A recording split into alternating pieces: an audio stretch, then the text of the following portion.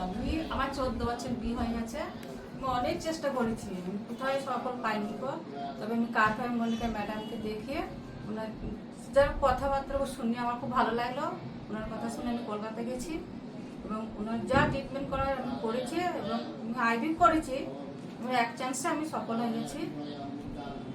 আর কি বলবো, ম্যাডামের ব্যাপারে আমার অনেক কিছু বলার আছে বা আমি বলতে পারছি না। কি বলবো, ম্যাডাম হয়তো আমার ভগবানের দেওয়া জিনিস, যে ওনার এটা আমি একদম শাসক হয়েছি, মা হয়েছে। আমার খুব ভালো লাগছে। ম্যাডামকে আমার ধন্যবাদ অনেক। কি বলবো, বুঝতে মনে খুশি ম্যাডামের এতে।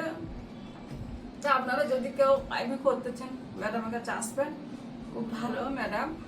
এক চান্সে আপনারা সব সফল হবেন।